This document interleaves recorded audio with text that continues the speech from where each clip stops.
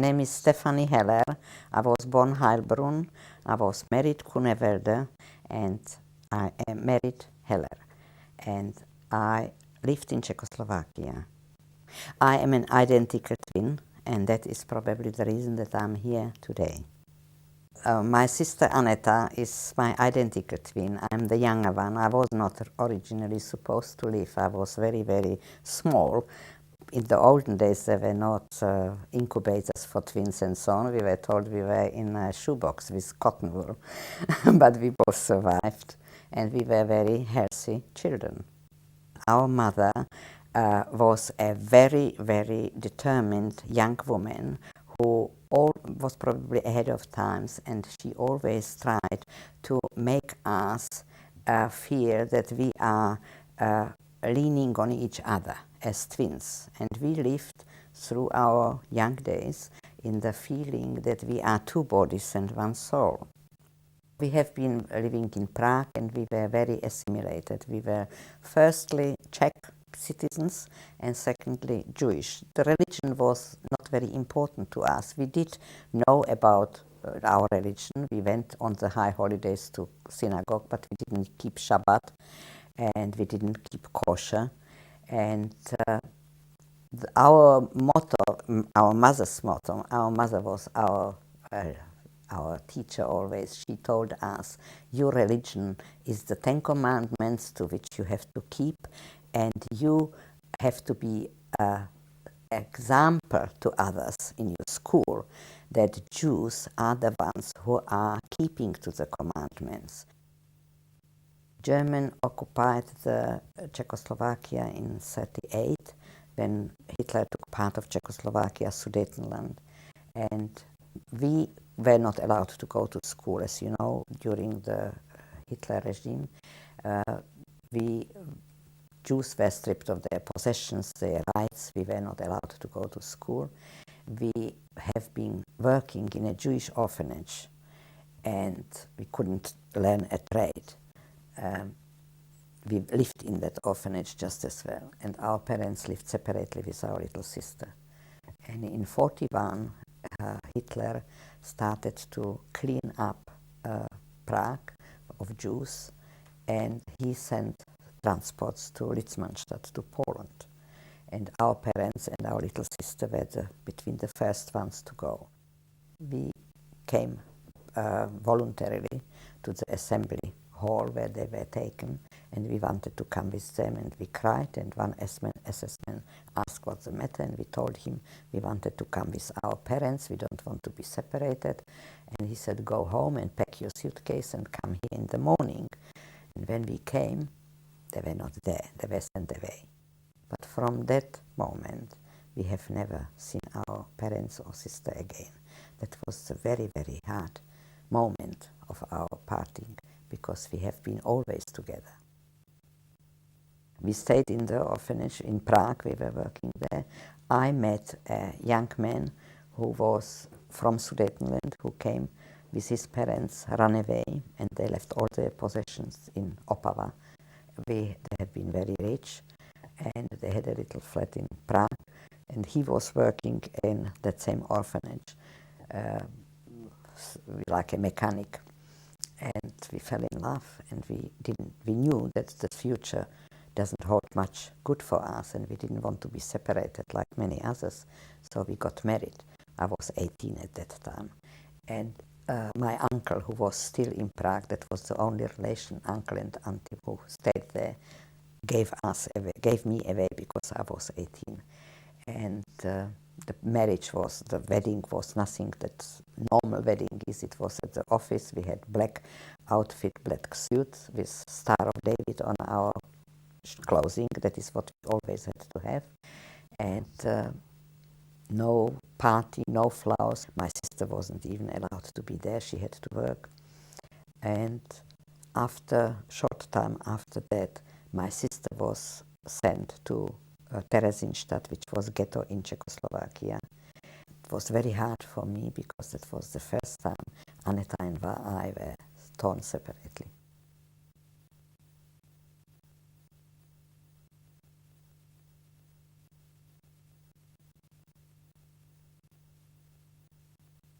that it was overpopulated, the food was rationed very small, but we were young and we were selected to work in a hospital as a nursing aides for young people who could work, got their rations.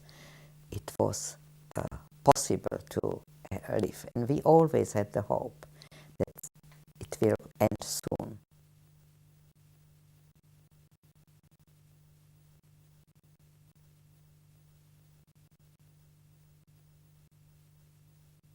When we arrived, there was dark, cold, chaos, and we were frightened.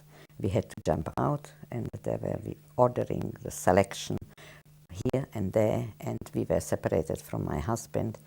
We were stripped of our clothing, we were given tattoos, and then we were chosen as twins.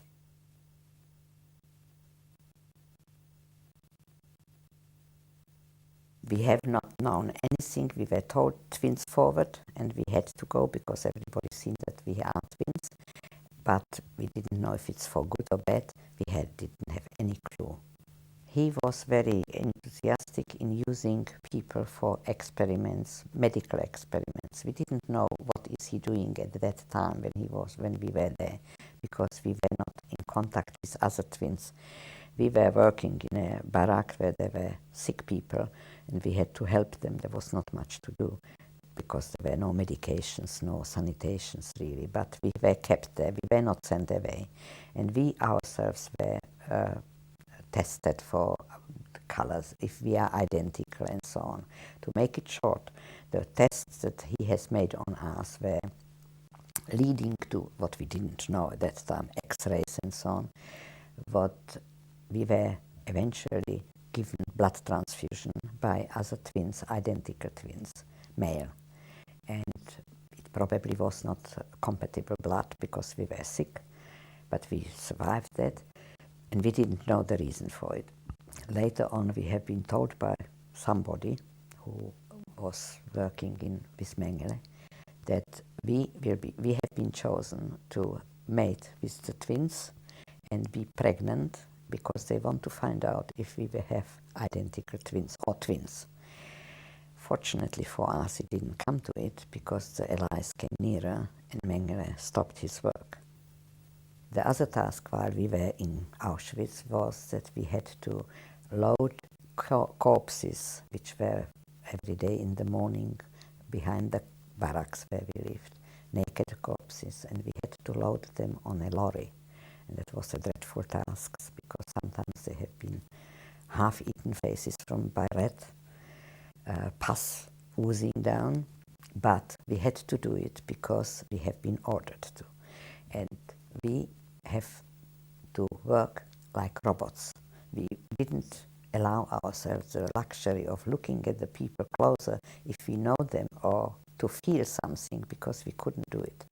So we have been loading them up, standing on the lorries, pushing them more together that they more can be put on, and then the lorry took them to crematoria to burn them. All this was done on command, and we came to the barrack afterwards and we had to wash ourselves. There was no chance to change our clothes because there was nothing to change into, no overalls or change. We washed our hands with ice cold water with chlorine because we didn't have soap. That's now when I have a good shower with beautiful soap, I sometimes remember those moments. There are always glimpses into the past in my life now, today. And we did get a reward for that work, or soup or some bread. And nowadays you couldn't think that you could eat after work like that, but we did because we wanted to survive.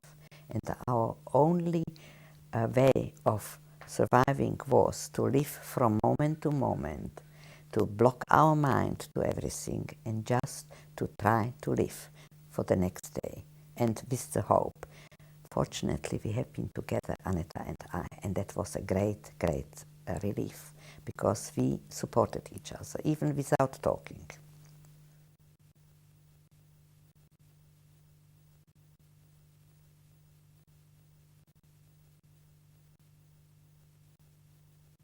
We have been in the last camp that we went to was Malchow, that was in Mecklenburg in Germany.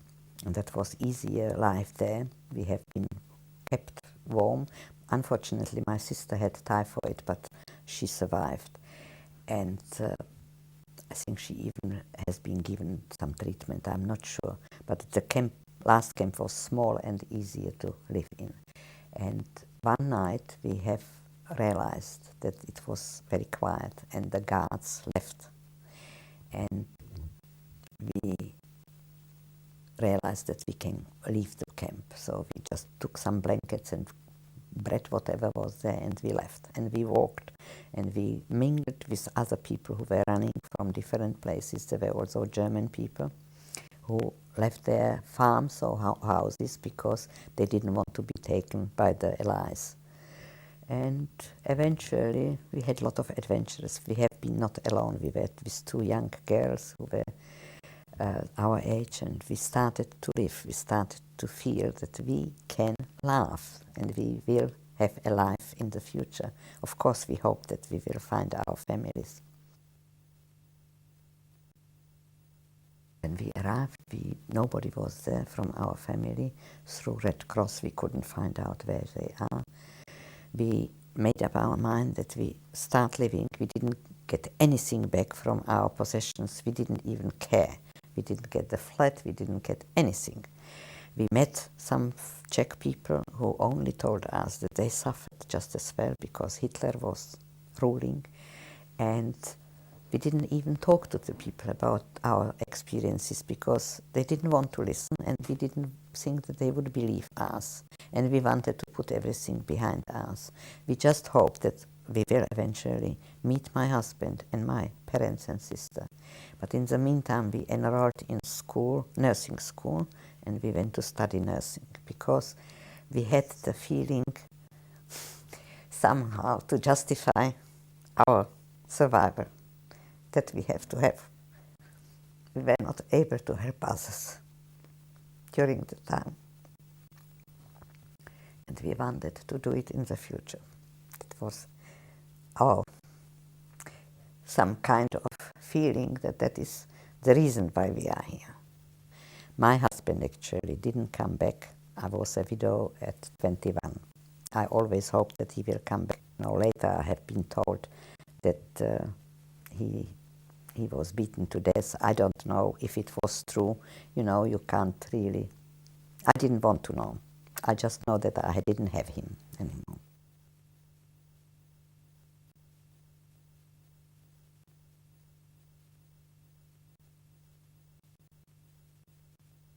I used to have many dreams, nightmares. I used to have migraines for 30 years. And I was always told everything. I had a lot of health problems too, and I was always told that it's aftermath from the times, psychological trauma. But I always pushed it aside and tried to live with the migraines. I just lived as I could. I took the tablets and fine. I tried not to think about it, but there comes moments when you can't push it aside. And I didn't want to talk much about it because I didn't really feel that people would understand. And it was not really, it was a kind of taboo in those years. And for us, my husband didn't like to talk about it because he felt it is bad for me to think about it. So I have told him maybe things, but I didn't dwell on it. Annetta had survived her husband, so that was easier. They might have mentioned something.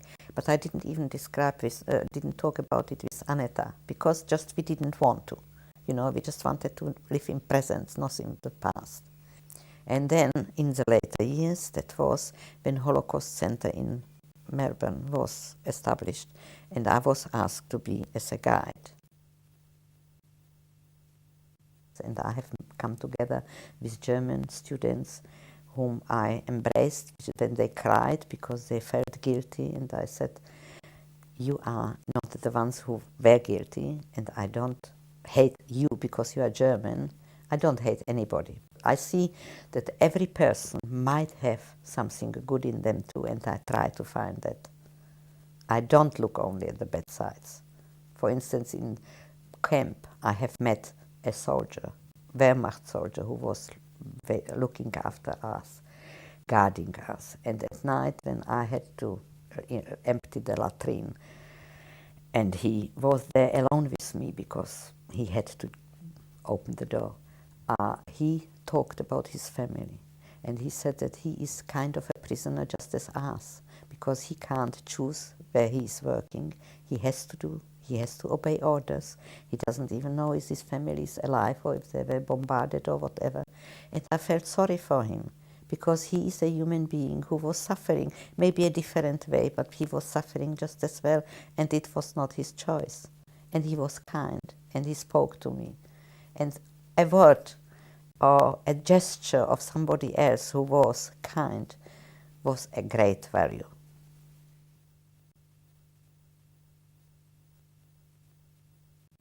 They didn't know much about it, and when they read or when they are told in history classes, that is just something that they don't really take in. But when they see somebody who went through and talk to them and answers questions, they see that it's a human being who can talk about it, then they understand it better. I have lots and lots of letters and lots of young people who come to me and say, now I really know that it did happen. And it gives me a feeling that my work is not in vain, that I do something. I belong also to the Council of Christians and Jews to bridge between non-Jews and Jews. And every opportunity I have, I try to stress that we are all human beings and that we all have to tolerate each other and understand each other and somehow work towards the peace. My victory, what I always say, my victory over the past is that I'm fortunate that I have my family and my grandchildren. That's my victory.